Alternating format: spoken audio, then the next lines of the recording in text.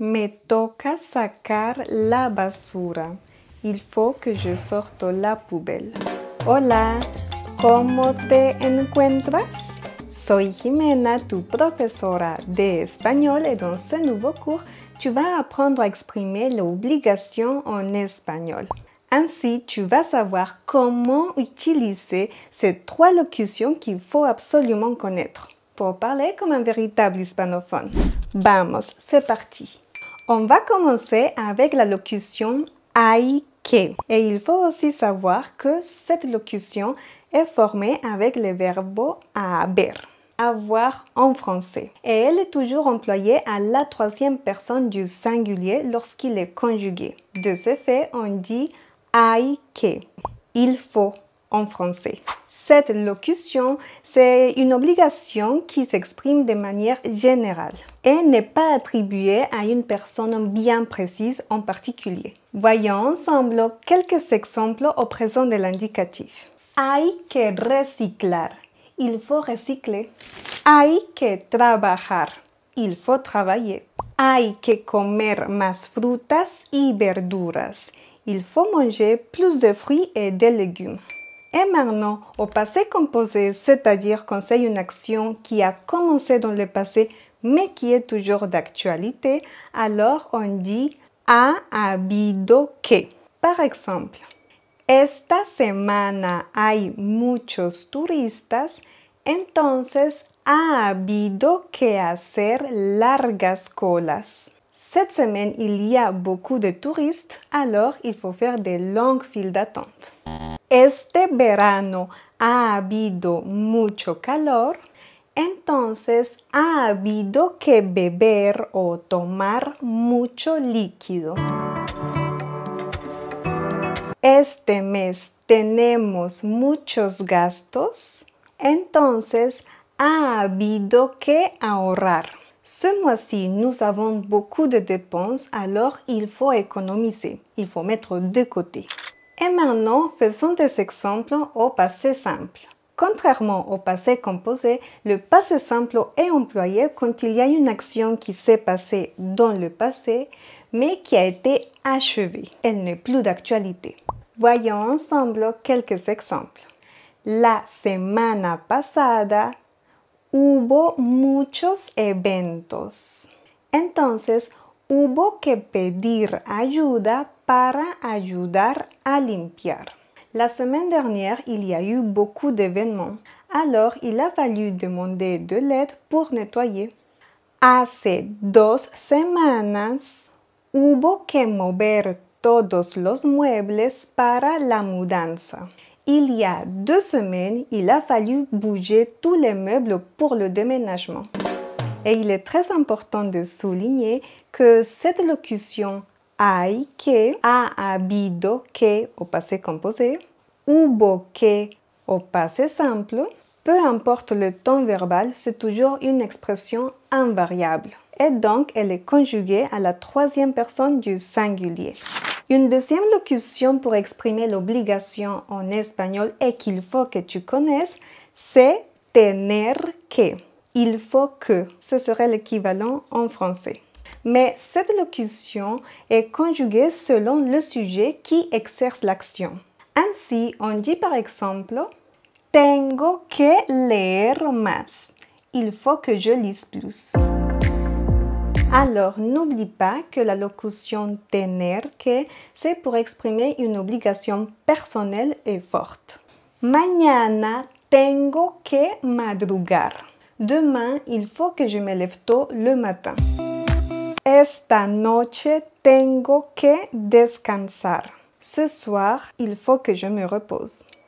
Tengo que ir más tarde al supermercado. Il faut que j'aille plus tard au supermarché. Tienes que hacer algo hoy. Il faut que tu fasses quelque chose aujourd'hui. Écris-le dans les commentaires. J'ai hâte d'échanger avec toi. Par contre, si tu veux exprimer quelque chose qui a commencé dans le passé mais qui est toujours d'actualité, alors tu vas employer le passé composé. Par exemple, esta semana he tenido que trabajar más. Cette semaine, il a fallu que je travaille plus. Bien sûr, la semaine n'est pas encore finie, alors c'est toujours d'actualité. Últimamente he estado un poco enferma. Entonces, he tenido que ir al médico. Ce dernier temps, je suis un peu malade. Alors, il a fallu que j'aille chez le médecin. Donc, bien sûr, je suis encore un peu malade, donc c'est toujours d'actualité. Et je vais toujours chez le médecin. Par contre, si tu veux exprimer que cette action s'est passée dans le passé, mais qui est finie, ça veut dire que l'action a été achevée, alors on va employer le passé simple. El mes pasado tuve que mudarme. Le mois dernier, il a fallu que je déménage. Hace 10 años tuve que tomar clases de natación. Il y a 10 ans, il a fallu que je prenne des cours de natation. El año pasado tuve que comprar un nuevo coche. L'année dernière, il a fallu que j'achète une nouvelle voiture. Et bien sûr, en Espagne, on dit el coche, alors qu'en Amérique latine, il est plus souvent employé le mot el carro, bien qu'il y a aussi des hispanophones qui disent el auto, comme c'est le cas en Argentine. Et une troisième locution pour exprimer l'obligation qu'il faut absolument connaître, c'est tocarle. Tocarle a alguien. C'est une obligation personnelle et signifie qu'il est de son tour de faire quelque chose. Et souvent, elle est employée quand on veut exprimer que c'est quelque chose de pas très agréable ou qui peut être un peu difficile à faire. Me toca lavar las sábanas. Il faut que je lave les draps. Hoy me toca tomar una decisión. Aujourd'hui, il faut que je prenne une décision. Me toca esperar más tiempo. Il faut que j'attende plus de temps. En ce qui concerne la locution tocarle, le verbe toca, il reste toujours invariable. Me toca estudiar. Il faut que j'étudie. C'est à moi d'étudier. Te toca salir. Il faut que tu sortes. C'est à toi de sortir. A ella le toca trabajar mañana. Elle doit travailler demain. Il faut qu'elle travaille demain. Nos toca arreglar el coche. Il faut qu'on répare la voiture.